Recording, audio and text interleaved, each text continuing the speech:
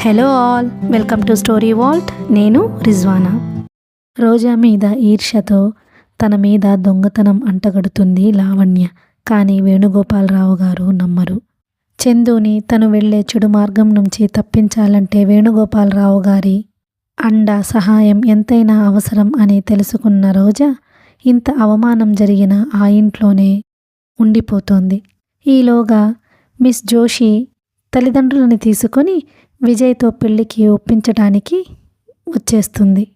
కానీ విజయ్ వాళ్లతో నాకు ఇదివరకే పెళ్ళయింది అని చెప్తాడు. ఇంతవరకైతే విన్నాం కదా. ఇక్కడ నుంచి కథ ముందుకు ఇలా కొనసాగుతుంది.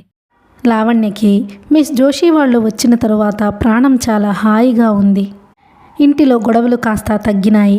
మిస్ జోషితో పాటు వచ్చిన ఈ ప్రశాంతత ఆమెతోనూ వెళ్ళిపోతుందేమోనని భయపడిన లావణ్య ఏదో నెపం మీద మిస్ జోషిని కొద్ది రోజులు ఉండిపోయేలా చేయడానికి ఉపాయం వెతకసాగింది. వేణుగోపాలరావు గారు మిస్టర్ జోషితో విజయ్ ఈ పెళ్లికి సుముఖంగా లేడని చెప్పినా ఆయన నమ్మలేదు.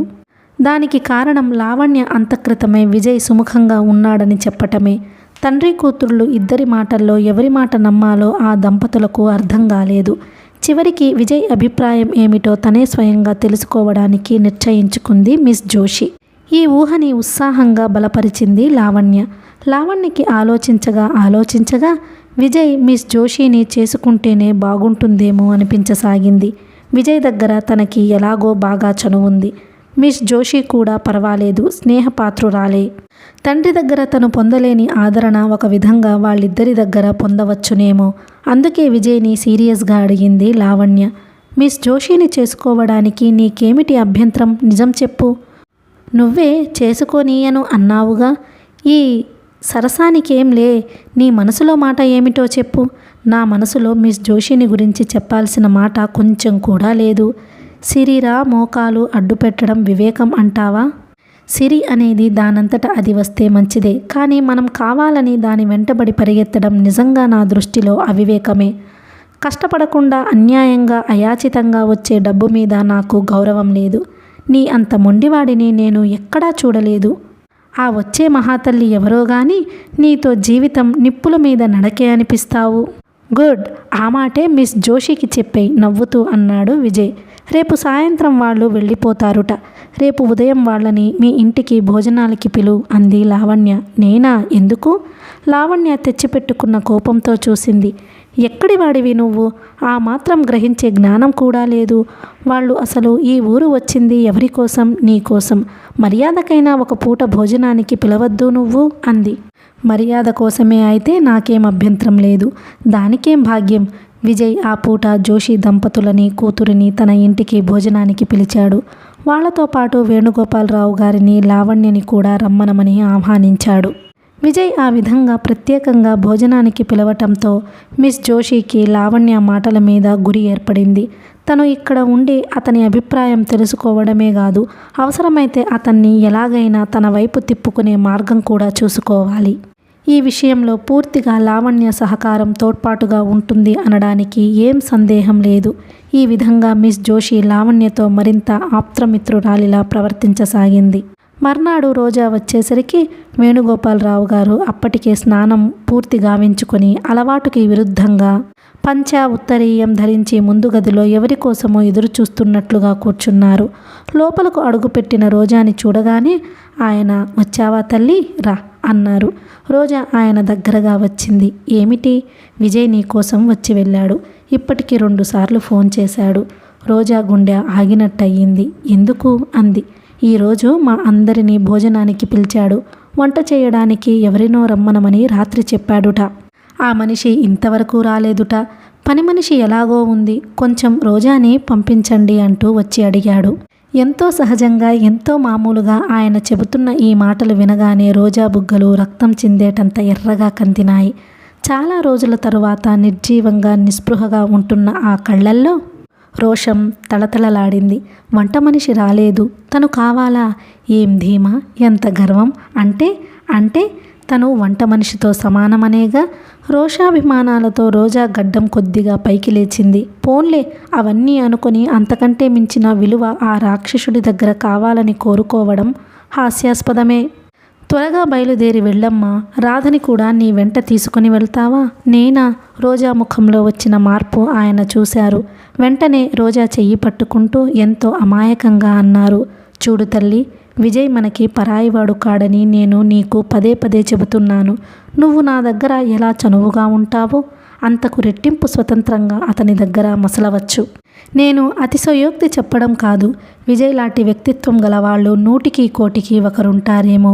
విజయ్ ఇంటికి తను వెళ్ళనని నిర్మొహమాటంగా చెప్పబోతున్న రోజా ఆయన మాటలు వింటూ విహేళంగా చూడసాగింది. విజయ్ లాంటి వాళ్ళు 100కి 1,000కి ఒక్కరు కూడా ఉండరు. నిజం, ఆ మాట ఎంత సత్యం. మనుష్యుల్లో అంత కరుడుగట్టిన కాఠిన్యం, ఉచితానుచితాలు ఎరగని అహంకారం సాధారణంగా ఎవరిలోనూ ఉండదు. కేవలం తనని అవమానించడానికి కాకపోతే అతనికి ఈరోజు వేరే వంట మనిషి దొరకలేదు. రోజా రోషంగా తల తిప్పుకుంది. విజయ్ ఎక్కడ ఇబ్బంది కలిగిపోతుందేమోనన్న ఆదుర్దతతో ఎంతసేపు అతని వైపే ఆలోచించే ఈయనకి తన గుండెల్లో బడబాగ్నిలా బద్దలవుతున్న ఈ భయంకరమైన నిజాన్ని ఎలా చెప్పటం? చెప్పమ్మా, ఏమిటలా చూస్తావు? ఏమిటి నీ సందేహం? నేను వెళ్ళి తీరాలా? సందేహంగా అడిగింది. అవును, నిన్ను తప్పకుండా పంపిస్తానని విజయ్కి మాట ఇచ్చాను. అతను వేరే మనిషి కోసం చూడడు కూడా. రోజాని విజయ్ దగ్గరికి పంపించాలని, వాళ్ళిద్దరికీ మధ్య ఏకాంతం కల్పించాలని ఆయన పడే తాపత్రయం వేరు. ఆయన మనసులో ఉద్దేశం లీలగా కూడా తెలియని రోజాకి ఇది కంటకప్రాయంగానే ఉంది. పద పద బయలుదేరు, ఆయన తొందర చేశారు. మీరు కూడా నాతో రండి, చిన్న గొంతుకలో అంది రోజా. నేనా? ఇప్పుడు లాయర్ గారు వస్తారు, ఆయనతో మాట్లాడాలి. నేను ఆ పని అయిపోగానే వస్తాను. రోజా తల అడ్డంగా తిప్పింది. మీరు రాకపోతే నేను వెళ్ళను. ఆ వచ్చే వాళ్ళెవరో అక్కడికే వస్తారు. ఎంత దూరమని? అంది దృఢంగా. క్షణంసేపు రోజా ముఖంలోకి తదేకంగా చూసిన ఆయన ఏమనుకున్నారో ఏమో. సరే పద అంటూ లేచారు. లావణ్య, మిస్ జోషి తల్లిదండ్రులు కలిసి బజారుకు ఏవో కొనుక్కోవడానికి వెళ్ళారు. రోజా వేణుగోపాలరావు గారి ఆదేశం ప్రకారం ఇంటికి తాళం వేసి బయలుదేరింది. విజయ్ ఇంట్లో మళ్ళీ ఈ విధంగా కాలు పెట్టాల్సి వస్తుందని కలలో కూడా అనుకుని రోజాకి ఆ ఇంటి గడప ఎక్కుతుంటే ప్రాణం రెపరెపలాడుతున్నట్టు అనిపించింది. ఎంత వద్దనుకున్న పాత జ్ఞాపకాలు వెల్లువలా నెట్టుకు రాసాగాయి. విజయ్, వేణుగోపాలరావు గారు పిలుస్తూ లోపలికి వచ్చారు. రండి బాబు రండి, పెదబాబు పైన ఉన్నాడు, పిలుస్తాను, గౌరమ్మ ఎదురు చూస్తూ అంది. వేణుగోపాలరావు గారు ఇల్లు చూపిస్తూ దాన్ని గురించిన అలంకరణలకి విజయ్ ఎంత శ్రద్ధ వహిస్తాడో వర్ణించి చెప్పసాగాడు. పైగదిలో కూర్చుని ఏవో కాగితాలు చూసుకుంటున్న విజయ్, గౌరమ్మ వచ్చి వీళ్ళు వచ్చారనే వార్త వినిపించగానే అవి అలాగే పట్టుకుని క్రిందకు దిగి వచ్చాడు. మెట్లు దిగి వస్తున్న అతను రోజాను చూడగానే ఆగిపోయాడు. రోజా కూడా అతని వైపు చూసింది. ఇద్దరు క్షణంసేపు ఒకరి సామర్థ్యం ఒకరి కళ్ళల్లో కనిపెట్టాలని పరీక్షించుకుంటున్నట్లు ప్రత్యర్థుల్లా చూసుకుంటున్నారు. విజయ్ని చూడగానే వేణుగోపాలరావు గారు అన్నారు, విజయ్, నేను ఇక్కడ ఉన్నానని సరాసరి ఇక్కడికి రమ్మన్నామని లాయర్ హనుమంతరావు గారికి ఫోన్ చేయి. అలాగే. విజయ్ ఆఫీస్ రూమ్ వైపు వెళ్ళబోతున్న వాడల్లా రోజా చెయ్యి పట్టుకుని రోజాని అంటుకుని నిలబడి ఉన్న రాధాని చూడగానే ఆగి దగ్గరగా వచ్చి హలో అంటూ ఎత్తుకుని ముద్దు పెట్టుకుని ఆఫీస్ రూమ్కి వెళ్ళిపోయాడు. రామ్మారా. వేణుగోపాలరావు గారు రోజాని తీసుకుని వంట ఇంటి వైపు వచ్చారు. వంటగదిలో ఆ పూటకి కావలసిన సామాన్లు అన్నీ రెడీగా పెట్టబడి ఉన్నాయి. గౌరమ్మ కూర్చుని కూరలు తరుగుతోంది. వేణుగోపాలరావు గారు డైనింగ్ టేబుల్ దగ్గర కూర్చుని అక్కడున్న పేపర్ తీసుకుని చూడసాగారు. రోజా చెంగుదోపి వంట ఇంట్లో అడుగుపెట్టింది. ఆ సామాన్లు అవి తాకుతుంటే ఒక్క నిమిషం చేతులు వణికినట్టయింది. ఈ అమ్మాయి ఎవరు బాబు? కూరలు తరుగుతున్న గౌరమ్మ అడిగింది. మా అమ్మాయే, కావలసిన వాళ్లేనన్నమాట. అవును, క్షణక్రితం విజయ్ తనని వంట మనిషిగా అవమానించాడని అవమానంతో గాయపడిన రోజా హృదయం వేణుగోపాలరావు గారు చెప్పిన ఈ సమాధానానికి పన్నీరు చిలకరించినట్టు చల్లబడి ఊరట చెందింది. విజయ్ లోపలికి వచ్చి ఆ పూట చేయాల్సినవి ఏవేవో చెప్పాడు. కొద్దిసేపైన తరువాత వేణుగోపాలరావు గారు తన కోసం లాయర్ గారు వాళ్ళు రావటంతో లేచి ముందు గదిలోకి వెళ్ళారు. వాళ్లతో మాట్లాడుతున్న విజయ్ మధ్యలో లేచి లోపలికి వచ్చాడు. గౌరమ్మ లేదు. తెచ్చిన కూరల్లో అల్లం లేకపోవడంతో తీసుకురావడానికి బజారుకెళ్ళింది. వంట ఇంటి గుమ్మం ముందు వచ్చి నిలబడి విజయ్ని రోజా గమనించినట్టే తన పని చూసుకోసాగింది. 4 కప్పుల కాఫీ కావాలి. విజయ్ వంట ఇంటిని ఉద్దేశించి చెప్పినట్టు చెప్పి వెళ్ళిపోయాడు. అతను మళ్ళీ తిరిగి వచ్చేసరికి రోజా డైనింగ్ టేబుల్ మీద ట్రేలో 4 కప్పులు పెట్టి వాటిల్లో కాఫీ పోస్తోంది. గౌరమ్మ ఇంకా రాలేదా? రోజా సమాధానం చెప్పలేదు. అతని ప్రశ్న వినని దానిలా వంట ఇంట్లోకి వెళ్ళిపోయింది. విజయ్ ట్రే తీసుకుని వెళ్ళిపోయాడు. 10 నిమిషాల అనంతరం విజయ్ ట్రే తెచ్చి టేబుల్ మీద పెట్టాడు. రోజా బియ్యంలో రాళ్ళు అవి ఏమైనా ఉన్నాయేమోనని చూస్తోంది. థ్యాంక్స్, కాఫీ చాలా బాగుంది అన్నాడు. రోజా ఏదో పని ఉన్నట్టే వంట ఇంట్లోకి వెళ్ళిపోయింది. మై గాడ్, నీకు చెవుడు కూడా ఉందేమిటి? విజయ్ అన్న తీరుకి రోజా వెనక్కు తిరిగి చూడకుండా ఉండలేకపోయింది. విజయ్ కళ్ళల్లో కుంటెతనం మిలమిలలాడుతోంది. అతని పెదవులు నవ్వు దాచుకోవడానికి వ్యర్థ ప్రయత్నం చేస్తున్నాయి. అతనికి ఆట అంతా తమాషాగా ఉంది. తనని బాధ పెట్టడం అతనికి ఒక సరదాగా, వినోదంగా తయారయ్యింది. రోజా మనసు కోపంతో భగ్గుమంది. చేతిలో ఉన్న వస్తువు తీసి విసిరి అతని ముఖాన కొట్టాలన్నంత ఆవేశం వచ్చింది. అయినా ఎలాగో తమాయించుకొని తన పని చూసుకోసాగింది. విజయ్ రోజా ఆశించినట్టు వెళ్ళిపోలేదు. వంట ఇంటి గుమ్మం దగ్గర వచ్చి ద్వారబంధం మీద చెయ్యి వేసి నిలబడ్డాడు. రోజా అనునయంగా పిలిచాడు. ఎన్నడూ ఎవరి నోటి వెంట అంత మధురంగా వినిపించని ఆ పిలుపు రోజా గుండెలకి గ్యాలం వేసినట్టు అయ్యింది. రోజా, నేను నీతో మాట్లాడాలి, ఎంతో సరళంగా అన్నాడతను. రోజా ఎన్నడూ అతని మాటల్లో అలాంటి సరళత్వం చూడలేదు. విజయ్ మర్యాదగా మాట్లాడడం మొదలుపెట్టాడంటే ఏదో ఉందన్నమాటే. అతను అతి వినయంగా నటించాడంటే అది తన పాలిట ఏదో ఆపదకి నాంది వచనం అవుతుందన్నమాటే. రోజా కళ్ళ ముందు ఇదివరకు జరిగిన సంఘటనలు కదిలినాయి. ఒక పక్క భయపడుతూనే మరో పక్క అతనేం చెబుతాడో వినాలనే విభ్రమంతో వేచి చూడసాగింది. రోజా, విజయ్ ఏదో చెప్పబోయాడు. ఇంతలో గౌరమ్మ కంఠం కంగుమని వినిపించింది. ఛాఛా, మాయదారి సచ్చినోళ్ళు, మరీ పోయే కాలం వచ్చింది వీళ్ళకి. మరీ ఇంత మండబెట్టుకోవడమా? చూడు బాబు, అల్లం ఎంత కాస్తెట్టారో అంటూ లోపలికి వచ్చింది. వెనక్కు తిరిగి విజయ్ దీర్ఘంగా శ్వాస తీసుకొని వదలటం రోజా గమనించకపోలేదు. అంతవరకు ఊపిరి బిగబట్టుకొని వేచి చూస్తున్న రోజా గుండెల నిండా గాలి పీల్చుకుంది. 11 గంటలు దాటుతుండగా లావణ్య, మిస్ జోషి వాళ్ళంతా వచ్చారు. మిస్ జోషి విజయ్కి సిగరెట్ లైటర్ కొని తెచ్చింది. లావణ్య, మిస్ జోషి హుషారుగా ఉన్నారు. మిస్టర్ జోషి ఇల్లంతా కలియదిరిగి అంతా పరీక్షగా చూశారు. వంట ఇంట్లో ఉన్న రోజాని చూసి లావణ్య పలకరించనైనా పలకరించకుండా ముఖం చిట్లించినట్టు చూసి వెళ్ళిపోయింది. విజయ్ ఎవరో అర్జెంటుగా రమ్మనమని ఫోన్ చేయటంతో అరగంటలో వచ్చేస్తాను అని చెప్పి వెళ్ళిపోయాడు. వంట పని అయిపోగానే రోజా అన్నీ సర్ది డైనింగ్ టేబుల్ మీద పెట్టి చక్కగా అమర్చినట్టు పెట్టేసి వేణుగోపాలరావు దగ్గరకు వచ్చింది. ఏమ్మా, అయ్యిందా అన్నారాయన. అయిపోయింది, నేను ఇంకా ఇంటికి వెళ్ళిపోతాను అంది రోజా. అప్పుడేనా? ఏం లేదు, తలనొప్పిగా ఉంది. అదేమిటి అలా ఉన్నావేం? ఒళ్ళు వేడిగా కూడా ఉందా? ఆయన ఆదుర్దగా అడిగాడు. రోజా లేదన్నట్టు తల తిప్పింది. భోజనం చెయ్యకుండా వెళ్ళిపోతావా? వద్దు, ఆకలిగా లేదు. విజయ్ రాని చెప్పి వెళ్ళిపోదువు గాని, రోజా తెచ్చిపెట్టుకున్న నవ్వుతో అంది. అతను కోరితే కాదుగా నేను ఈ ఇంటికి వచ్చింది. మీరు రమ్మన్నారని వచ్చాను. పని పోయింది, వెళ్ళిపోతాను. వేణుగోపాలరావు గారు ఏమనుకున్నారో ఏమో. రోజాని అట్టే బలవంతం చేయలేదు. లావణ్య, మిస్ జోషి వచ్చినప్పటి నుంచి ఆయన గమనిస్తూనే ఉన్నారు. రోజాని వాళ్ళు చురకల్లాంటి చూపులతో చూస్తున్నారు. రోజా వాళ్ల ముందు ఉండడం ఆయనకి అంత ఇష్టంగా అనిపించలేదు. అందుకే రోజా వెళ్ళిపోతాను అనగానే డ్రైవర్ని పిలిచి ఇంటి దగ్గర దింపి రమ్మనమని చెప్పారు. రోజా వెళ్ళిపోయింది. అరగంటలో తిరిగి వస్తానని చెప్పిన విజయ్ పావుగంటకి తిరిగి వచ్చేశాడు. ఇంట్లో అడుగు పెట్టగానే సరాసరి వంట ఇంటి వైపు వచ్చి అతను అక్కడ టేబుల్ మీద అన్నీ చక్కగా సర్దిపెట్టి ఉండడం చూసి సంతృప్తిపడ్డాడు. వాష్ బేసిన్ దగ్గరకు వెళ్ళి చేతులు ముఖం కడుక్కుంటున్న అతను గౌరమ్మతో, అమ్మాయి గారిని పిలు అన్నాడు. ఏ అమ్మాయి గారు? ఇప్పుడు వంట చేసిన అమ్మాయేనా అంది గౌరమ్మ. అవును. లేదు బాబు, ఇంటికి వెళ్ళిపోయింది. వెళ్ళిపోయిందా? అవును బాబు, ఇప్పుడే మీరొచ్చే ముందే వెళ్ళింది. రోజా వెళ్ళిపోయిందా? నమ్మలేనట్టుగా వేణుగోపాలరావు గారి దగ్గరకు వచ్చి అడిగాడు విజయ్. అవును విజయ్, నిజమే.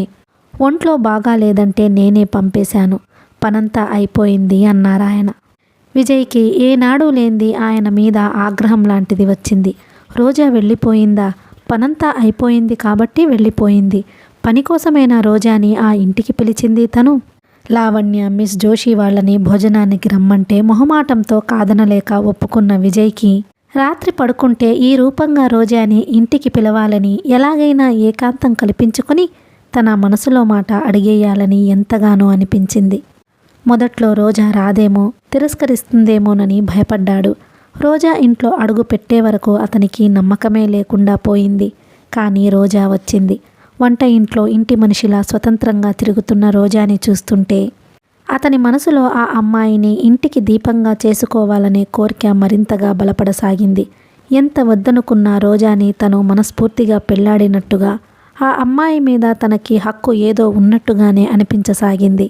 రోజాతో తను ఒంటరిగా మాట్లాడాలని ఆశపడి ఎదురుచూసిన అవకాశం ఆకాశంలో పక్షిలా తన ఇంటి ముందు వాలినట్టే వాలి తను అందుకోబోయే లోపలే తుర్రుమని ఎగిరిపోయింది. విజయ్కి గంట క్రితం ఆ ఇంట్లో కనిపించిన ఆనందం, హుషారు అంతమైపోయినట్టుగా అనిపించసాగింది. మిస్ జోషి లావణ్య వాళ్లతో మామూలుగా మాట్లాడాలన్నా కూడా భరించలేనంత విసుగ్గా అనిపించసాగింది. తప్పనిసరిగా మర్యాద కోసం చిరునవ్వుతో డైనింగ్ టేబుల్ దగ్గరికి వస్తూ వాళ్ళందరినీ ఆహ్వానించాడు. వేణుగోపాలరావు గారి నోటి నుంచి మళ్ళీ చందుని గురించిన ప్రసక్తి ఎప్పుడు వస్తుందోనని ప్రాణాలు బిగబట్టి ఎదురు చూస్తున్న రోజాకి ఆ క్షణం రానే వచ్చింది. ఒక ప్రక్క చందుని గురించిన నిజం దాచడం అసంభవం, అసంగతం అనిపిస్తున్నా, మరో ప్రక్క ఈ విషయం తెలిస్తే ఈ ఇంటికి శాశ్వతంగా దూరం అయిన తను ఇక ముందు గడపబోయే జీవితం ఏమిటో కూడా రోజాకి తోచటం లేదు. ఆ రోజు మధ్యాహ్న వేళ వేణుగోపాలరావు గారు భోజనం చేసి విశ్రాంతి కోసం పడుకుని లేచారు. రోజా ఆయనకి హార్లిక్స్ కలిపి తీసుకువెళ్ళి ఇచ్చింది. ఏమ్మా, చందు కనిపించాడా? కప్పు తీసుకుంటూ అడిగారు ఆయన. రోజా గుండెలు వేగంగా కొట్టుకోసాగినాయి. తల వంచుకొని ఆయన ప్రశ్న వినిపించుకొని దానిలా అక్కడ నుంచి వెళ్ళిపోవాలని అనిపించింది. వెనక్కు తిరిగి వెళ్ళిపోవటానికి 2 అడుగులు వేసి కూడా అంతలోనే తమాయించుకొని ఆగి ఇటువైపు తిరిగింది. దాచటం వల్ల ఏం ప్రయోజనం? ఈ అబద్ధపు ముసుగులో ఈ యాతన పడుతూ ఎన్నాళ్ళని దాగడం? ఊళ్ళో ఉన్నాడా అసలు? హార్లిక్స్ చెంచాతో కలుపుతూ అడిగాడాయన. ఉన్నాడన్నట్టు తల ఊపింది. మరి ఆ రోజు ఎందుకు రాలేదుట? వచ్చాడా? ఎప్పుడు? మనం వచ్చేసిన తరువాతనా? చివ్వున తలెత్తుతూ అడిగారాయన. లేదు, మనం ఉన్నప్పుడే. వేణుగోపాలరావు గారు తాగుతున్న హార్లిక్స్ ప్రక్కన పెట్టేశారు. మనం ఉన్నప్పుడే వచ్చాడా? మరి మనకెందుకు కనిపించలేదు? విస్మయంగా చూస్తూ అడిగారు. మీరు వాడికి తెలుసుట. పాతాళంలోకి కృంగిపోతున్నట్టుగా అంది రోజా. ఆయన ముందు ఈ విషయం బయటపెట్టడం రోజా అనుకున్నంత సులభంగా అనిపించటం లేదు. నాలిక తడారిపోతున్నట్టుగా ఉంది. నేనా? ఆయన దిగ్భ్రాంతిగా చూశారు. అవును, నేను తెలుసా? చందు నాకు తెలిసిన మనిషా? ఆయన నమ్మలేనట్టుగా గుండెల మీద చెయ్యి పెట్టుకుంటూ అన్నారు. అవును, ఎలాగంటే? రోజా శరీరంలో అణువణువు కూడదీసుకుంటున్నట్టుగా అంది. మీరు అప్పుడెప్పుడో సికింద్రాబాదులో నగ పోగొట్టుకున్నారు, గుర్తుందా? రోజా ఏం చెప్పాలని ప్రయత్నిస్తోంది. దానికి దేనికి సంబంధం ఏమిటో ఆయనకి బొత్తిగా అర్థం కాలేదు. అవును, అయితే ఆ నగ కొట్టేయబోయిన వ్యక్తే చందు. వేణుగోపాలరావు గారు పిడుగుపడ్డట్టుగా చూశాడు. మిమ్మల్ని చూసి మీ ముందు రావడానికి భయపడ్డాడు. మీరు నన్ను వాడిని క్షమించండి. కళ్ళ నిండా నీళ్లు నిండడంతో క్రిందకి చూస్తూ అంది రోజా. వేణుగోపాలరావు గారు దృష్టిని కోల్పోయిన మనిషిలా గాజు కళ్ళతో చూడసాగారు. చందు ఎవరు? ఇన్నాళ్ళు తను చూడాలని తహతహలాడుతున్న రోజా తమ్ముడు ఎవరు? సికింద్రాబాదులో ఆ రోజు నగ దొంగిలించబోయి పట్టుబడి తన చేత చెంపదెబ్బలు తిన్న దొంగ. భగవాన్! ఆయన కళ్ళకి చీకట్లు కమ్మినట్టు అయ్యింది. రోజా, నువ్వు ఆయన నడకరాని చిన్న పిల్లవాడిలా తడబడుతున్న అడుగులతో రోజా వైపు వచ్చారు. రోజా తలెత్తి చూస్తూ దుఃఖం బిగబట్టుకుంటున్న కంఠంతో అంది. మీరు నా తండ్రి లాంటివారు. మమ్మల్ని క్షమించండి. ఈ విషయం అప్పుడే మీకు చెప్పేదాన్ని, కానీ లావణ్య నెక్లెస్ పోయిన గొడవతో భయపడ్డాను. భగవంతుడి సాక్షిగా చెబుతున్నాను, మా అమ్మ మీద ఒట్టు, ఆ నెక్లెస్ సంగతి నిజంగా నాకు తెలియదు. నాకు తెలుసు, దొంగ అక్క దొంగని కాదంటే ఈ ప్రపంచంలో ఎవరూ నమ్మరు. చేతులు జోడించి అంటున్నాను. రోజాకి దుఃఖం ముంచుకు వచ్చేసింది. రోజా, నా తల్లి. ఆయన 2 చేతులు చాచి రోజాని దగ్గరకు తీసుకుని గుండెలకు హత్తుకున్నారు. రోజా ఏడుస్తూ ఆ దుఃఖంలోనే అస్పష్టంగా చందు భవిష్యత్తు గురించి, తను పడుతున్న బెంగ, వేణుగోపాలరావు గారి సాయంతో వాడి జీవితం చక్కదిద్దాలనే తహతహా చెప్పేసింది. వేణుగోపాలరావు గారు ఆర్తితో అన్నారు. ఆయన ధోరణి ఆయనదిగా ఉంది. నాకెందుకు చెప్పలేదమ్మా? నేనుండి కూడా నీకు లేనివాడి క్రిందే జమ అయ్యాను. నాలాంటి దురదృష్టం పగవాళ్ళకి కూడా వద్దు తల్లి. రోజాకి హఠాత్తుగా చాలా నీరసంగా అలసటగా అనిపించసాగింది. గుండెల మీద నుంచి పెద్ద బరువు దింపుకున్నట్టుగా కూడా ఉంది. ఇన్నాళ్ళు తను పడిన వేదన యాతన ఆయన చల్లటి మాటలతో చిత్రంగా మాయమవుతున్నట్టుగా అనిపించసాగింది. ఎర్రటి ఎండలో ఎడారిలో నడిచి నడిచి అలసిపోయిన మనిషి కొన ఊపిరితో హఠాత్తుగా ఒయాసిస్ అంచుకు వచ్చి పడినట్టుగా ఉంది. ఆయన స్పర్శలో ఆ చనువు మమత రోజాకి చాలా చిన్నప్పుడు తల్లి అక్కున చేర్చుకుని హత్తుకున్నప్పుడు కలిగిన అనుభూతిలా అనిపించసాగింది. రోజా, నా తల్లి, నీకెలాగమ్మా నేను చెప్పడం? ఆయన గునుక్కుంటున్నట్టుగా అంటూ రోజా చెంపలని తలని నిమరసాగారు. విజయ్ సాయంత్రం క్లబ్లో డ్యాన్స్ ప్రోగ్రాం ఉంది. దానికి లావణ్యని, మిస్ జోషిని రమ్మనమని చెప్పడానికి వచ్చాడు. ఆ వంకతో వచ్చిన అతని మనసులో అసలు ఉద్దేశం వేరు. సాయంత్రం చాలా ప్రొద్దుపోయే వరకు జరిగే ఈ ప్రోగ్రాంకి లావణ్యతో పాటు వేణుగోపాలరావు గారి చేత చెప్పించి రోజాను కూడా తీసుకువెళ్లాలని అతని సంకల్పం. రాత్రి పొద్దుపోయిన తరువాత డ్రైవర్ ఎలాగో ఉండడు. లావణ్య వాళ్ళని ఇంటి దగ్గర దింపి రోజాని ఇంటి దగ్గర వదలటానికి వెళ్ళి దారిలో తన మనసులో భావం వ్యక్తం చేయవచ్చు. విజయ్ వచ్చి ఈ ఆహ్వానం సంగతి వినిపించగానే మిస్ జోషితో కలిసి పేకాడుతున్న లావణ్య ఉత్సాహంగా, ఓ తప్పక వస్తాం, ఉండు, నాన్నగారికి సాయంత్రం కారుతో పనుందేమో, నాకు కావాలని చెప్పి వస్తాను అంటూ గదివైపు వచ్చింది. తండ్రి గది దగ్గరకు వచ్చి పరదా తొలగించిన లావణ్య సర్పద్రష్టలా ఆగిపోయింది. గదిలో రోజాని గుండెలకి హత్తుకొని వివసులైనట్టుగా కళ్ళు మూసుకొని నిలబడి ఉన్నారాయన.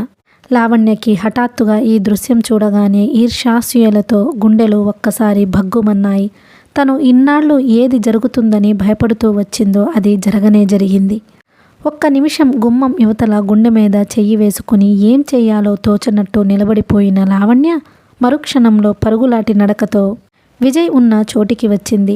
జోబులో నుంచి సిగరెట్ ప్యాకెట్ తీసి వెలిగించుకోబోతున్న విజయ్ లావణ్యని చూసి ఆగిపోయాడు. విజయ్, ఒక్క నిమిషం ఇలారా, చప్పున త్వరగా రావాలి అంటూ అతని జబ్బా పట్టిలాగింది. ఏమిటది అన్నాడు విజయ్. రమ్మంటుంటే లావణ్య అతని చెయ్యి పట్టి లాక్కు వెళ్ళింది.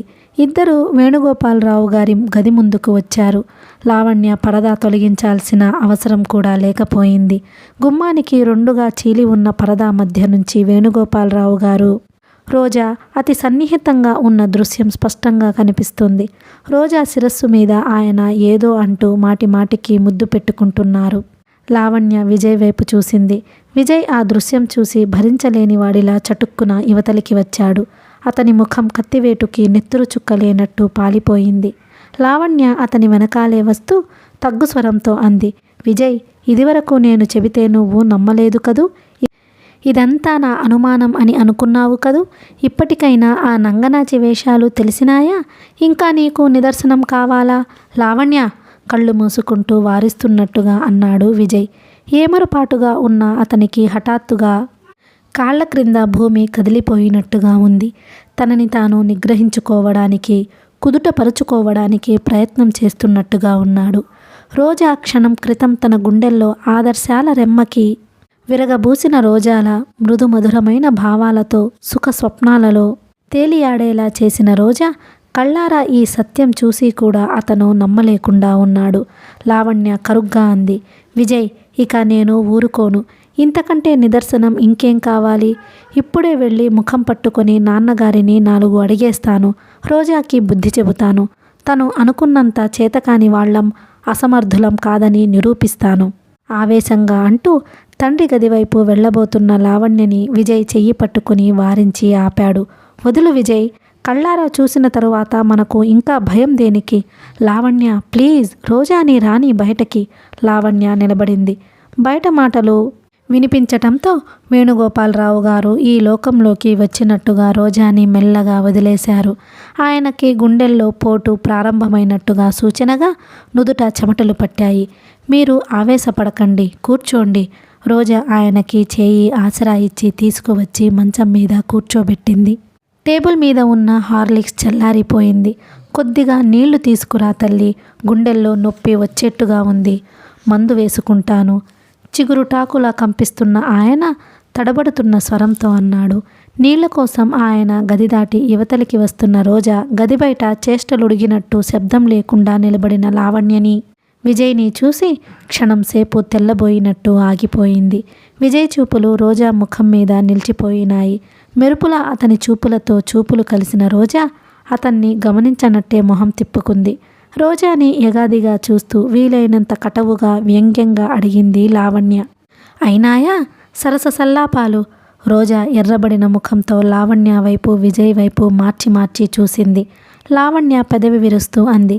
పాపం, ఏమీ ఎరగని దానిలా ఎంత నంగనాచిలా చూస్తుందో. లావణ్య ధోరణి రోజాకి అర్థమైంది. ఇంకో క్షణం అక్కడున్న కొద్దీ ఇంకా ఇంకా కటువైన మాటలు వినాల్సి వస్తుంది. వాటిని తప్పించుకోవడం కోసం వాళ్ళిద్దరినీ చూడనట్టుగా అక్కడ నుంచి వెళ్ళిపోవడం మంచిది. వాళ్ళని దాటి వెడుతుండగా హఠాత్తుగా వెనుక నుంచి విజయ్ చెయ్యి వచ్చి రోజా భుజం మీద పడి గట్టిగా పట్టుకొని ఆపింది. ఉలిక్కిపడి రోజా ఆగిపోయింది. కానీ వెనక్కు తిరగలేదు. ఒక్క క్షణం రోజా భుజం నొప్పి పుట్టేటంత గట్టిగా పట్టుకున్న అతను ఉన్నట్టుండి ఒక్కసారి గుంజినట్టు రోజాని తనకి అభిముఖంగా తిప్పుకున్నాడు. రోజా, విజయ్ ముఖాముఖి నిలబడ్డారు. రోజా నిస్సంకోచంగా నిర్భయంగా అతని కళ్ళల్లోకి సూటిగా చూసింది. విజయ్ కళ్ళు అగ్నిగోళాల్లా ఉన్నాయి. తప్పు చేసి పట్టుబడి కూడా ఈ అమ్మాయిలో ఎంత నిరసన, ఎంత నిర్భీతి! అతనికి అణువణువున కంపరంగా జుగుప్సగా అనిపించింది. ఉన్న విషయం ఏదో ఆ అమ్మాయి నోటి చేత కక్కించాలనే పట్టుదల కూడా వచ్చింది. రోజా విజయ్ చేతిలో చిక్కుకున్న భుజాన్ని వదిలించుకోబోయింది. కానీ సాధ్యం కాలేదు. లావణ్య మాటలకి సమాధానం చెప్పి వెళ్ళు కటువుగా అన్నాడతను. రోజా క్షణం సేపు అతని వైపు కన్నార్పకుండా చూసింది. తర్వాత ధీమాగా, నిర్లక్ష్యంగా, సగర్వంగా సమాధానమిచ్చింది. పని పాట లేని వాళ్ళు అడిగితే చెత్త ప్రశ్నకు సమాధానం చెప్పాల్సిన అవసరం నాకు లేదు.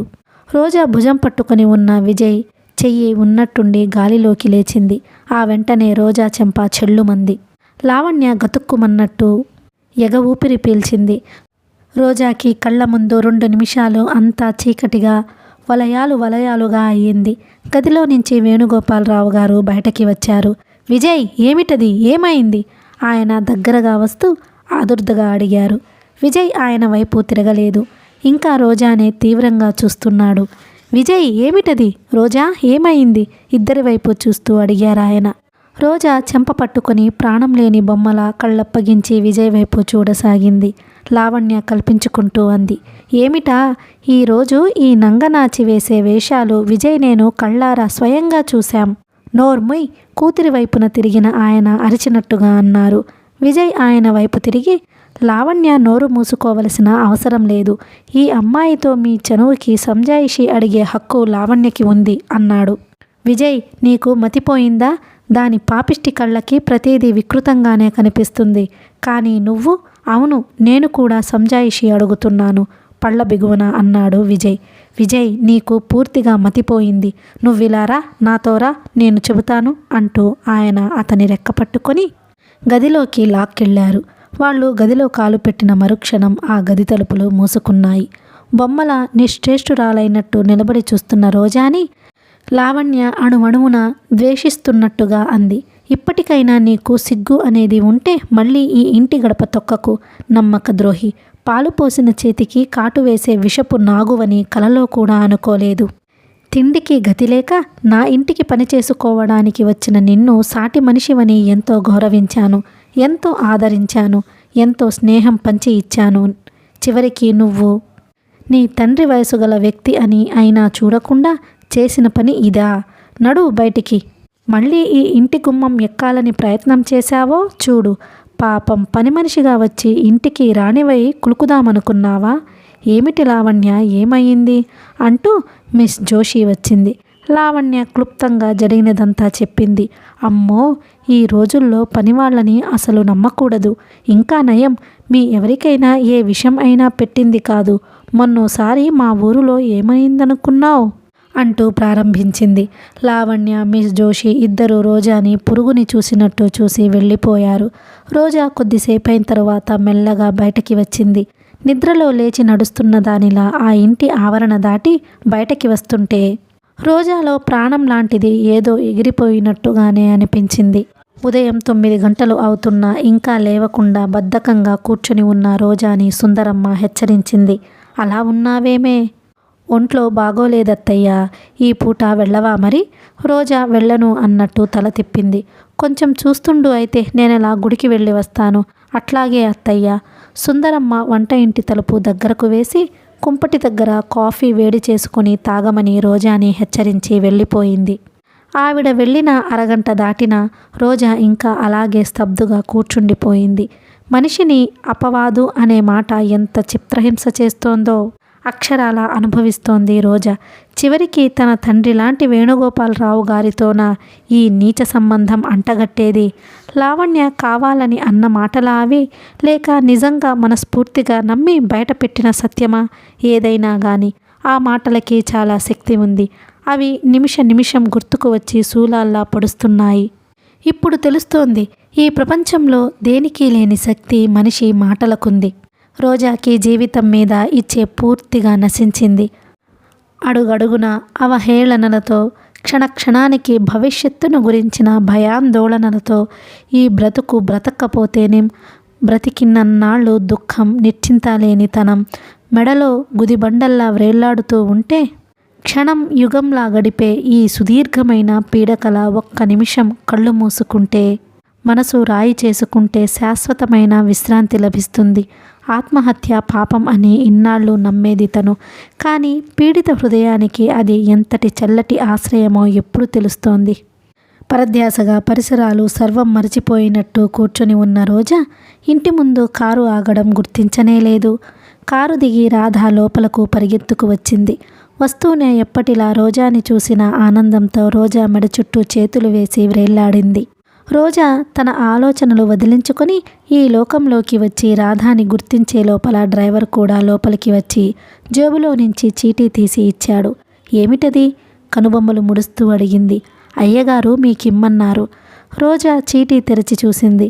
వేణుగోపాలరావు గారి రాత ఎప్పటిలాగా కాకుండా అస్తవ్యస్తంగా ఉంది. అందులో ఇలా ఉంది: రోజా తల్లి, నిన్న జరిగిన సంఘటన నీ మనసుని ఎంత బాధించి ఉంటుందో ఊహించుకోగలను.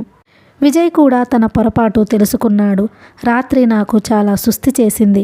దాదాపు మృత్యుముఖంలోకి వెళ్ళి బయటపడ్డాను. నిన్న జరిగినదేమీ నీ మనసులో పెట్టుకోకుండా వెంటనే బయలుదేరిరా. నీతో చాలా చెప్పాలి. నీ కోసం 1000 కళ్ళతో ఎదురు చూస్తున్నాను. డాక్టర్ మంచం మీద నుంచి లేవడానికి వీలు లేదని గట్టిగా చెప్పాడు. లేకపోతే రాధాతో నేను వచ్చి ఉండేవాడిని. నీ తండ్రి వేణుగోపాలరావు గారు. రోజాకి ఆ ఉత్తరం చూడగానే కళ్ళు చెమర్చినాయి. ఎంత సున్నితమైన హృదయం ఆయనది! ఎంత దేవుడులాంటి మనిషి! రోజా దృష్టి ఆయన సంతకం పైన నీ తండ్రి అన్న పదం మీద నిలిచిపోయింది. నీ తండ్రి. ఆ తొందరలో, అస్వస్థత వల్లనో పరధ్యాస వల్లనో నీ తండ్రి లాంటి అని రాయడం మర్చిపోయి నీ తండ్రి అని రాసేశారు. నిజంగా ఆయన లాంటి వ్యక్తి తనకి తండ్రి అయి ఉంటే రోజాకి కళ్ళల్లో మళ్ళీ నీళ్లు ఉబికినాయి. త్వరగా బయలుదేరి రండమ్మా, డాక్టర్ గారి కోసం కారు తీసుకువెళ్ళాలి. ఆయనది చెడిపోయిందిట అన్నాడు డ్రైవర్. వస్తున్నా పద, ఇప్పుడే, ఒక్క నిమిషం.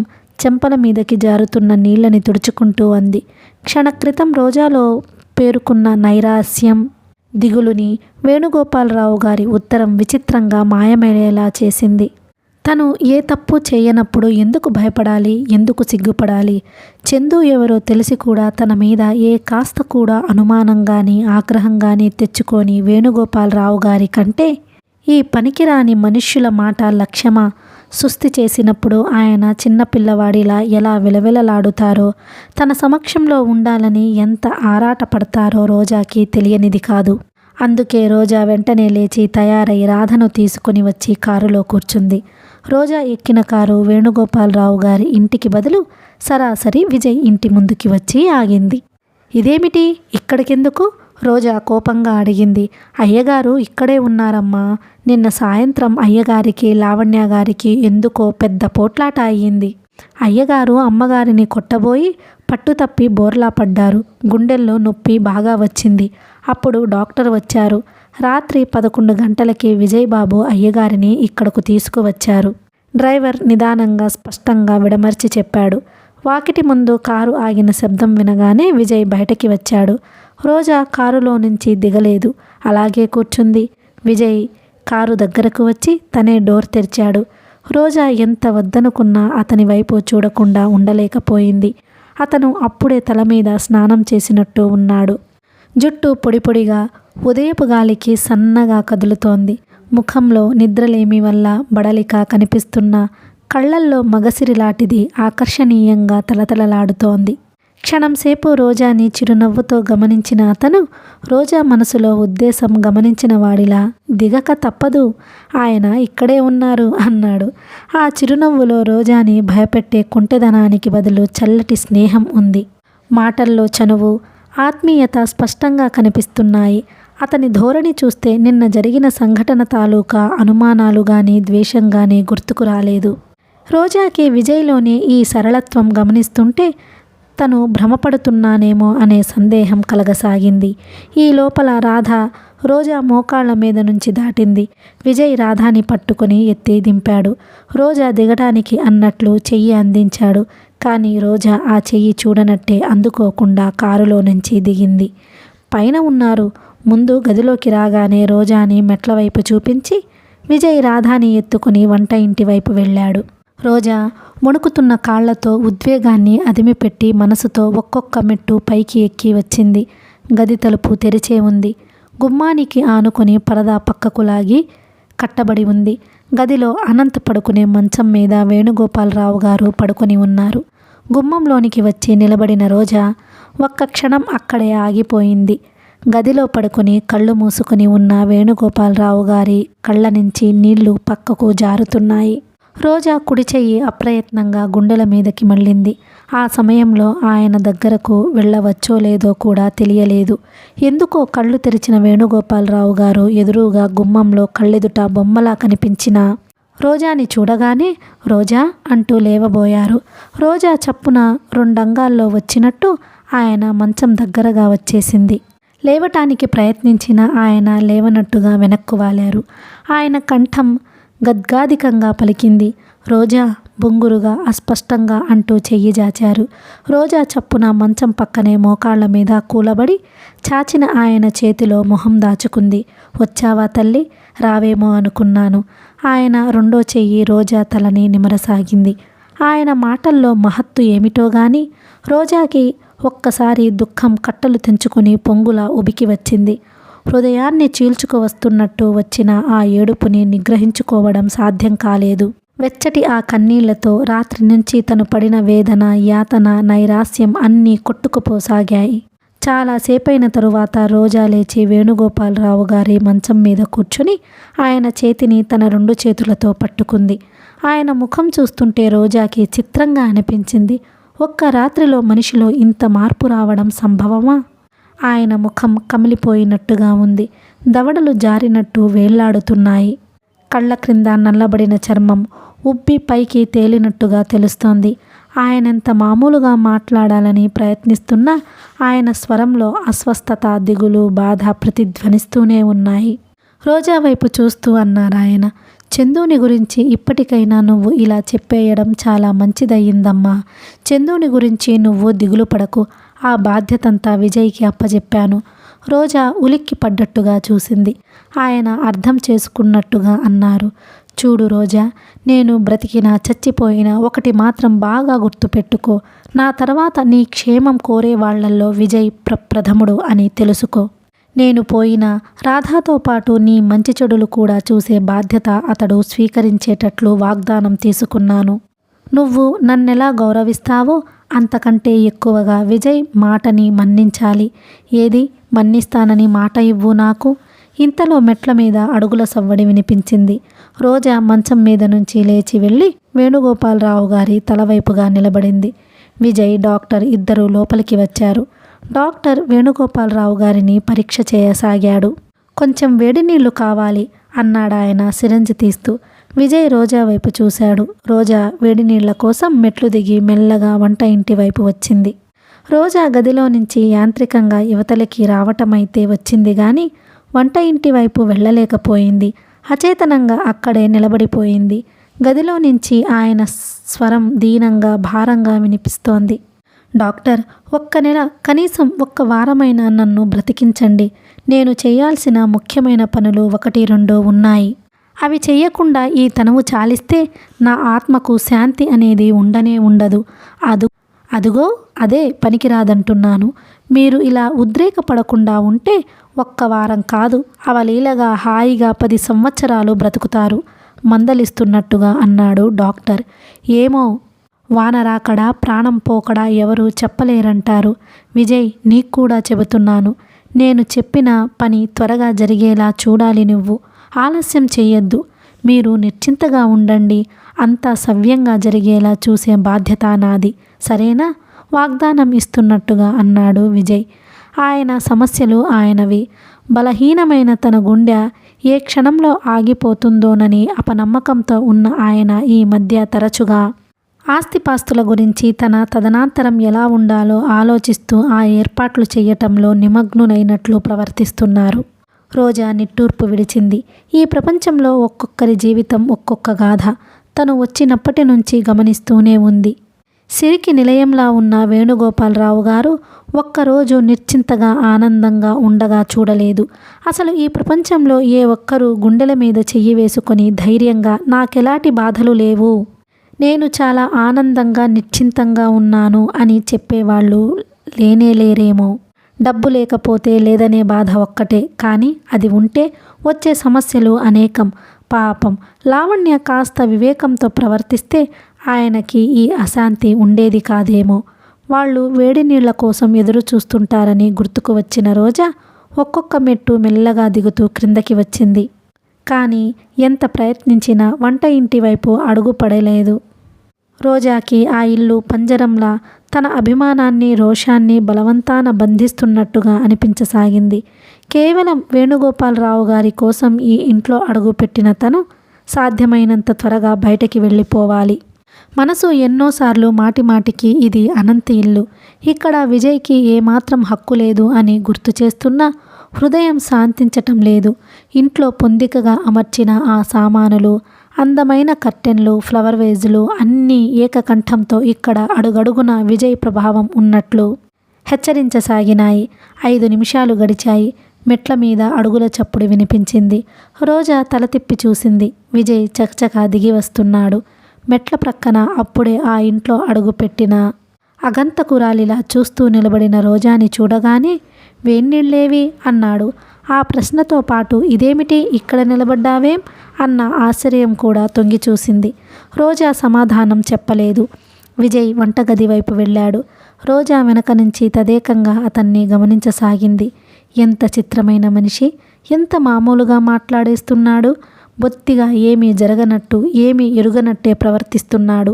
అంతలో ఆగ్రహపడడం, ఆ కోపంలో ఒళ్ళు తెలియకుండా ప్రవర్తించడం, మరుక్షణంలో దాన్ని గుర్తులేనట్టు మర్చిపోవడం అతనికి బాగా అలవాటు కాబోలు. కానీ అవమానం చేసిన వాళ్లకంటే దాన్ని పొందిన వాళ్ళు సులభంగా మర్చిపోలేరన్న సంగతి అతనికి తెలియదేమో. విజయ్ వేడినీళ్లు తీసుకువెడుతూ మెట్ల దగ్గర ఒక్క క్షణం ఆగి అన్నాడు. ఈ నిలబడడం ఆ వంట ఇంట్లో నిలబడకూడదు. డాక్టర్ గారికి కాఫీ ఇవ్వాలి. స్టవ్ మీద పాలున్నాయి. అతను వెళ్ళిపోతుంటే రోజా తలెత్తి చూడకుండా ఉండలేకపోయింది. వెళ్ళిపోతున్న విజయ్ వెనక నుంచి రోజా చూపులు వచ్చి మెడ మీద తాకినట్టే తల తిప్పాడు. పొంగితే పక్కన నీళ్లున్నాయి, కొంచెం చిలకరిస్తే కృతజ్ఞుడిని. కాఫీ కలపాలేమో అనే భయం వద్దు, నేను వచ్చి కలుపుకుంటాను. అతని పెదవుల మీద చిరునవ్వు చూసేసరికి రోజా ముఖంలో రోషపు ఛాయలు తొంగి చూశాయి. రోజా ఊహించినట్టు విజయ్ త్వరగా రాలేదు. స్టవ్ మీద పాలు మర్చిపోయిన వాడిలా పైనే ఉండిపోయాడు. రోజా వంట ఇంటి వైపు వచ్చింది. పాలు పొంగడానికి సిద్ధంగా అప్పుడే పైకి వస్తున్నాయి. రోజా చప్పున వెళ్ళి నీళ్లు చిలకరించింది. అవతల దాని మీద నీళ్లు తెర్లుతున్నాయి. విజయ్ వస్తాడేమోనని కొద్దిసేపు ఎదురు చూచిన రోజా అతను ఎంతకీ రాకపోవడంతో అవి తీసి పక్కనే పెట్టి ఉంచిన ఫిల్టర్లో పోసి స్టవ్ తీసేసింది. ఇంతలో విజయ్ రానే వచ్చాడు. గుమ్మం దగ్గరికి వచ్చిన అతను లోపలికి రాకుండా బయటే ఆగిపోయాడు. ద్వారబంధం మీద చేయి వేసి నిలబడుతూ, డాక్టర్ గారు ఈ సమయంలో కాఫీ తాగరట. అవిగో ఆ 4 బత్తాయిలు రసం తీసి ఇస్తే తీసుకెళ్ళి ఇచ్చి మర్యాద గల గృహస్థుణ్ణి అనిపించుకుంటాను. ఈ మధ్య అందరి దగ్గర మంచివాడిని అనిపించుకోవాలనే తహతహ ఎక్కువైపోతోంది. గుమ్మానికి అడ్డంగా నిలబడిన అతని తీరు చూస్తే ఆ రసమేదో తీసి ఇచ్చే వరకు యువతలికి రానివ్వను అన్నట్లుంది. ఎదురుగా రసం తీసేది, బత్తాయిలు, చాకు కనిపిస్తూనే ఉన్నాయి. రోజా అతనితో తర్కించలేదు, రెండోసారి చెప్పించుకోలేదు. వంట ఇంటిలో బందీ అయిపోయినట్టు నిలబడి రోజా జైలు అధికారి వచ్చి ఎదురుగా నిలబడి పురమాయించిన పనిని ఖైదీ మారు మాట్లాడకుండా చేసినట్టు చేసేసింది. రసం తీసి గాజు గ్లాసులో పోసి అక్కడ పెట్టేసింది. తెచ్చి విజయ్ చేతికి అందివ్వలేదు. అది గమనించిన విజయ్ కొంటెతనంగా అన్నాడు, ఆడపిల్ల ఒంటరిగా ఉన్న గదిలో అడుగుపెట్టేట్టు అలవాటు లేదు. చివరికి అది వంటగది అయినా సరే ఆ గ్లాసు అక్కడ పెడితే లాభం లేదు. ఇటిస్తే తీసుకువెళతాను. రోజా మాట్లాడలేదు, గ్లాసు ఇవ్వలేదు. అతని మాటలు వినిపించనట్టు ఊరుకుంది. నీకే చెప్పేది, ఇప్పటికే నన్ను చాలా చెడ్డవాడిని చేశావు. నేను లోపలికి రావడం నీకే క్షేమం కాదు, ముందే చెబుతున్నాను. రోజా చురుగ్గా అతని వైపు చూసింది. విజయ్ ముఖం సీరియస్గా ఉంది. క్షణక్రితం అతను కావాలని తెచ్చిపెట్టుకుని మాట్లాడిన హాస్య ధోరణి అంతా మాయమైంది. విజయ్ సీరియస్గా ఉన్నాడంటే అన్నంత పని చేసి తీరుతాడు. రోజా ఏమనుకుందో ఏమో చప్పున వెళ్ళి గ్లాసు తీసుకువచ్చి అతనికి అందించింది. గ్లాసు పైన పట్టుకుంటే అతని చేతివేళ్లు ఎక్కడ తగులుతాయేమోనని భయపడిన దానిలా అరచేతిలో ఉంచుకొని అందించింది. విజయ్ వెంటనే గ్లాస్ తీసుకోలేదు. క్షణంసేపు గ్లాసు వైపు దించుకుని ఉన్న రోజా ముఖం వైపు మార్చి మార్చి చూశాడు. రోజా అతని కంఠం మృదు గంభీరంగా పలికింది. రోజా, నిన్న జరిగిన దానికి నేను చాలా బాధపడుతున్నాను. నాది క్షమించరాని తొందరపాటని ఒప్పుకుంటున్నాను. ఒక్కోసారి కొంతమంది చూడగల శక్తి ఉండి కూడా గుడ్డివాళ్ళవుతారు. నిన్న నేను అలాగే అయ్యాను. వేణుగోపాలరావు గారు నాకు తండ్రి కంటే ఎక్కువ. మూర్తీభవించిన ఆయన సరళత్వం, మంచితనం నాకంటే ఎక్కువగా ఇంకెవరు ఎరుగరేమో. కానీ అనుమానం పెనుభూతం అని ఎందుకు అన్నారో ఇప్పుడు తెలుస్తోంది. అనుమానపు కళ్ళతో చూసిన వాళ్ళకి తాడు పాముగా కనిపించటం సహజం. రాత్రంతా నేను నిద్రపోలేదు. ఇది నువ్వు నమ్మినా నమ్మకపోయినా నిజం.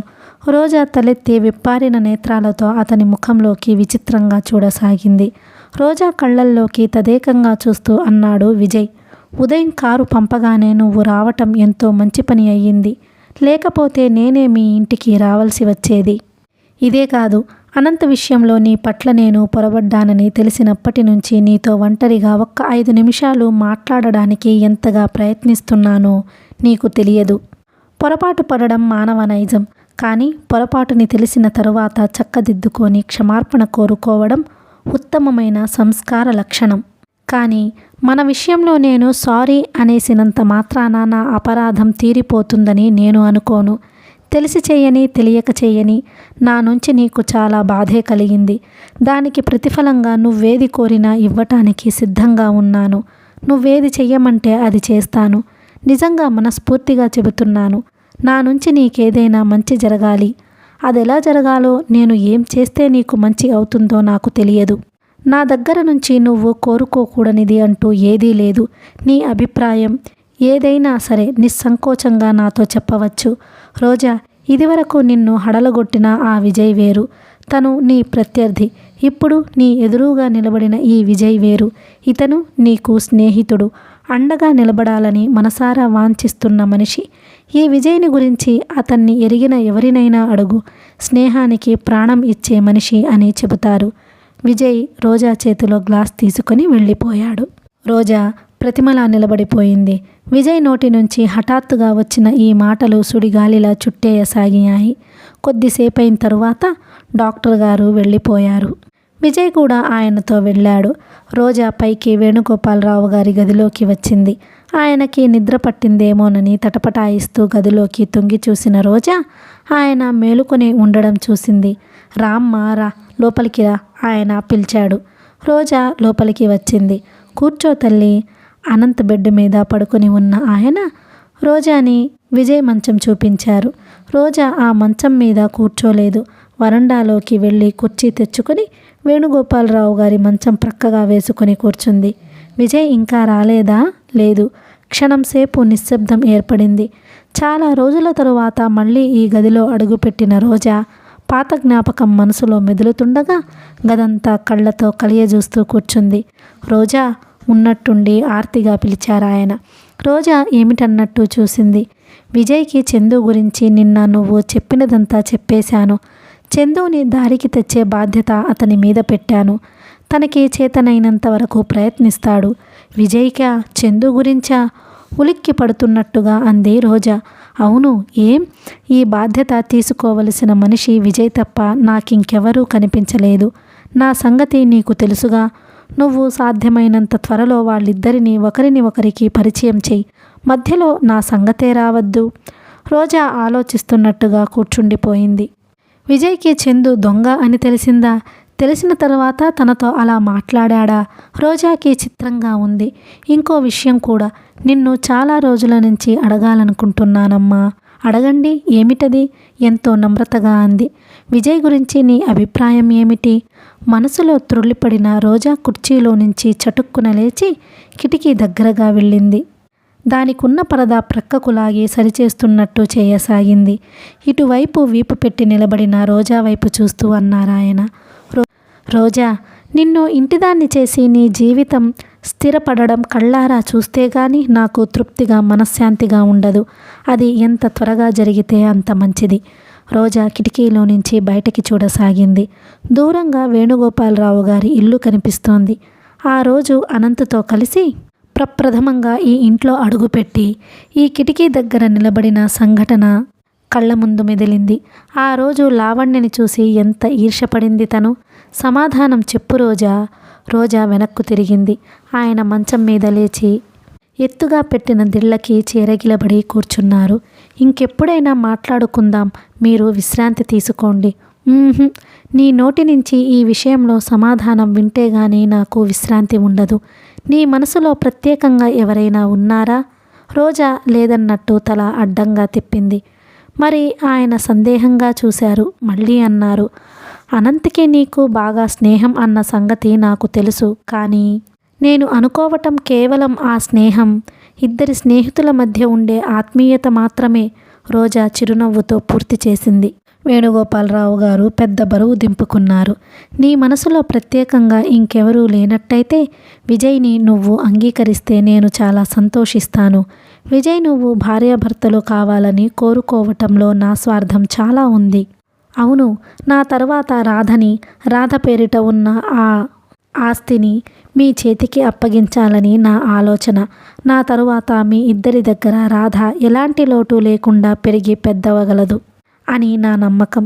ఒక్క రాధే కాదు, లావణ్య యోగక్షేమాలు కూడా మీరు చూస్తారు. అన్నింటికంటే ముఖ్యం, విజయ్ లాంటి వ్యక్తిని భర్తగా పొందిన ఆడపిల్ల చాలా అదృష్టవంతురాలు. ఆ అదృష్టవంతురాలు నువ్వే అవ్వాలని నా ఆకాంక్ష. చెప్పు తల్లి, విజయ్తో వివాహానికి నీకేమిటి అభ్యంతరం? నీ మనసులో మాట స్పష్టంగా నా చెవినవేయ్. రోజా సమాధానం చెప్పలేని దానిలా చేతివేళ్లు లాగుతూ క్రిందకి చూడసాగింది. చెప్పమ్మా, నీ తండ్రిగా ఇలా అడిగే చనువు, అధికారం ఉన్నాయనే ధైర్యంతోనే అడుగుతున్నాను. రోజా తండ్రి అన్న శబ్దం వినబడగానే తల అడ్డంగా తిప్పింది. లేదు, నీ తండ్రితో పోల్చదగిన వ్యక్తిని కాను నేను. కాదు, రోజా దృఢంగా అంది. రోజా ఆయన దగ్గరగా వచ్చింది. అనారోగ్యంతో వడలిపోయిన మంచితనానికి మారుపేరులా ఉన్న ఆయన వైపు రెప్పవాల్చకుండా చూస్తూ అంది. మీతో పోల్చదగిన వ్యక్తి నా తండ్రే కాదు, ఈ ప్రపంచంలో ఇంకెవ్వరూ లేనేలేరు. నేను అతిశయోక్తి చెప్పటం లేదు. నా మనసారా నమ్మిన నిజాన్ని మీ ముందు బయటపెడుతున్నాను. మీరు నాకు తండ్రి కంటే, తల్లి కంటే, అందరికంటే ఎక్కువ. ఈ మనుష్యులందరూ దేవుడు అంటూ చెబుతూ ఎప్పుడూ పూజలు వ్రతాలు చేస్తుంటారే, ఆ దేవుడు నిజంగా మీలాంటి మంచివాళ్ల మనోమందిరాల్లో ఉన్నాడని నా విశ్వాసం. నాకు కావలసింది చందు దారికి రావడం. అంతకు మించి నాకు ఇంకేం అవసరం లేదు. దానికి దీనికి ఏం సంబంధం లేదు తల్లి. చందు మంచి చెడులు చూడాలంటే విజయ్కి ఒక విధమైన అధికారం కూడా ఉండాలి కదా. ఈ రకంగా అయితే మీ అందరూ ఇంకా దగ్గరవుతారని నా నమ్మకం. ఎవరో ముక్కు మొహం తెలియని వ్యక్తిగా విజయ్ వెళితే చందు విజయ్ మాటలని లక్ష్య పెడతాడా? పెట్టడేమోనని నా అనుమానం. అదే నీ భర్తగా వెళ్ళినప్పుడు అంతా కాదనలేడు. నేను ఎన్నో విధాలా ఆలోచించే ఈ నిర్ణయానికి వచ్చానమ్మా. రోజాకేమిటో ఉక్కిరిబిక్కిరి అయినట్టుగా ఉంది. ఇంత క్రితం విజయ్ చెప్పిన మాటలు మనసులో ఏర్పడిన కొన్ని స్థిరమైన అభిప్రాయాలని కుదిపి కదిలించేస్తే ఇప్పుడు ఈయన మాటలు వాటి పునాదులనే పెకలించాలని చూస్తున్నాయి. రోజాకి ఏం చెప్పాలో ఏ విధంగా చెప్పాలో కూడా అర్థం కాలేదు. వేణుగోపాలరావు గారు నచ్చజెపుతున్నట్టుగా అన్నారు. ఒకవేళ నీ మనసులో ఎలాంటి ఉద్దేశమూ లేకపోవటం వల్ల ఈ రకమైన అభిప్రాయం లేకపోవచ్చు. అదే నిజమైతే నువ్వు నిస్సంకోచంగా నా సలహాని పాటించవచ్చు. మీరు నిద్రపోండి. నువ్వు ఒప్పుకున్నానని చెప్పు. మీరు మొదట అతని అభిప్రాయం తెలుసుకోండి. ఆయన పెదవుల మీద ఇంతసేపటికి చిరునవ్వు కదిలింది. ముందు నీ అభిప్రాయం తెలుసుకోవాలి కదా, ఆ తరువాత అతనిది. రోజా దగ్గరకు వచ్చి ఆయన తల క్రింద దిళ్ళు సరిచేసింది. ఆయన సరిగ్గా పడుకుంటూ రోజా చేతిని గుప్పెట్లోకి తీసుకుని గుండెల మీద పెట్టుకుంటూ అన్నారు. రోజా, ఇంత క్రితం నువ్వు దేవుడు, మందిరం అంటూ ఏదో అన్నావే, ఆ మాటలు నాకు వర్తించవు. నువ్వు ఊహించిన దాంట్లో 1000వ వంతు మంచితనం కూడా నాలో లేదు. నేనెంత పాపిష్టివాడినో, స్వార్థపరుడినో ఎప్పుడో ఒకరోజు నీకు తెలియక మానదు. ఆ తెలిసిన రోజున నువ్వే నీ అభిప్రాయం మార్చుకుంటావు. మిమ్మల్ని గురించి నాకున్న అభిప్రాయాన్ని ఎప్పుడూ ఎవరూ మార్చలేరు, దృఢంగా అంది రోజా. కొద్దిసేపటిలో ఆయన నిద్రపోయారు. కథ కొనసాగుతుంది. మీకు ఈ వీడియో నచ్చినట్లయితే please like, share and subscribe the channel. Thank you.